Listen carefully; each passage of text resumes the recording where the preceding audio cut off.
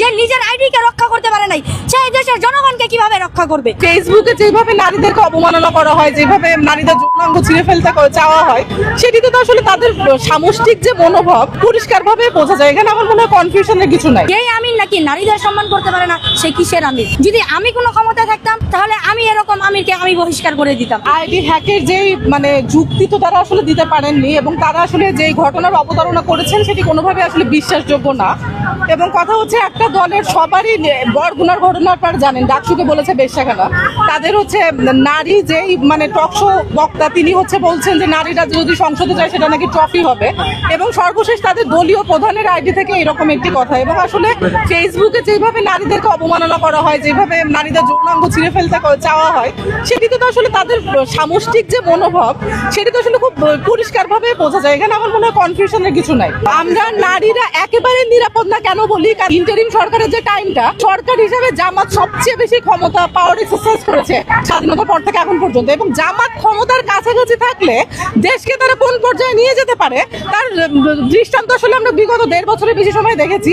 এবং আমার মনে হয় যে দেশের প্রত্যেকটি সচেতন যারা নারী আছেন, তাদের আসলে নিজেদের জীবনের নিরাপত্তা এবং নিজেদের সামাজিক এবং অর্থনৈতিক নিরাপত্তার জন্য সচেতন হয়ে জামাতের ব্যাপারে চূড়ান্ত সিদ্ধান্ত তাদের নেওয়া উচিত। মাত্র যে ঝাড়ু মারো প্রতিবাদটা আমাদের হলো, এটা মূলত হচ্ছে গিয়ে সেই সকল নারী বিদেশির ওপর যারা নাকি নারীদেরকে সম্মান করতে পারে না, যারা মেয়েদেরকে দমিয়ে রাখার চেষ্টা করে, মেয়েদেরকে তারা দাসী হিসেবে ঘরের মধ্যে বন্দি করে রাখতে চায়, তাদের বিরুদ্ধে। বিশেষ করে এই প্রতিবাদটা ছিল জামাতের সেই আমিরের বিরুদ্ধে, যেই আমির নাকি কর্মসংস্থান নারীদেরকে পতিতার সাথে তুলনা করে সেই নারীদেরকে পতিতা এবং বেশ্যা বলে সম্বোধন করেছে।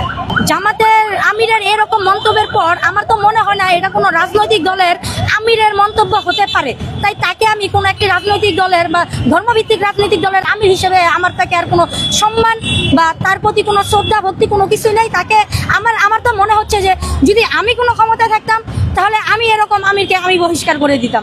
কারণ যেই আমির নাকি নারীদের সম্মান করতে পারে না, সে কিসের আমির? সে কিসের রাজনৈতিক দলের নেতা? সে কিভাবে একটি দেশকে নারীবিহীনভাবে এগিয়ে নিয়ে যাবে? আমাদের বড় বড় যে মহিষী রয়েছেন তারা সকলেই কিন্তু নারী ছিলেন। এই বাংলার মাটিতে প্রীতিলতা সেনের জন্ম, এই বাংলার মাটিতে বেগম রোকেয়ার জন্ম, এই বাংলার মাটিতে সুফিয়া কামালের জন্ম। তারা তাদের কর্মের মাধ্যমে, কৃতিত্বের মাধ্যমে এই বাংলাদেশের গৌরবকে নিয়ে গেছেন উচ্চতর অনন্ত এক সিংহের মধ্যে।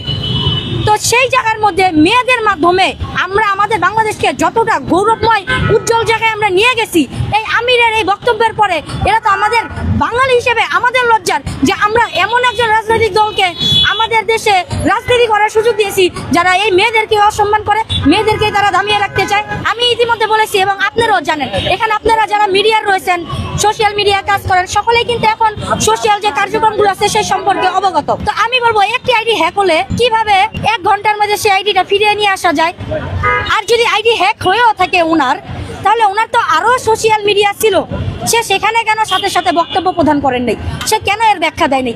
1 ঘন্টা পরে সে কেন বলে যে আমার আইডি হ্যাক হয়ে গেছে? একটা আইডি হ্যাক হলে 24 ঘন্টা লাগে সময় সে আইডিটা ফিরিয়ে নিয়ে আসতে। তার যদি এত প্রোটোকল থাকে যে সে 5 মিনিট 10 মিনিটের মধ্যে আইডি ফিরিয়ে নিয়ে আসতে পারবে, তাহলে সে তার প্রোটোকল দিয়ে সে আইডি কেন রক্ষা করতে পারে নাই? আর যে নিজের আইডিকে রক্ষা করতে পারে নাই, সেই দেশের জনগণকে কিভাবে রক্ষা করবে? এইসব বাহানা, ভণ্ডামি, আমির সাহেব আপনি এই নোংরামি ভণ্ডামির রাজনীতি বন্ধ করুন। মেয়েদেরকে সম্মানের জায়গায় নিয়ে আসুন, তাহলে আপনি সম্মান পাবেন। আর যদি মেয়েদেরকে আপনি সম্মান দিতে না পারেন, তাহলে আপনার মতো কোনো নেতা আমাদের দরকার নেই।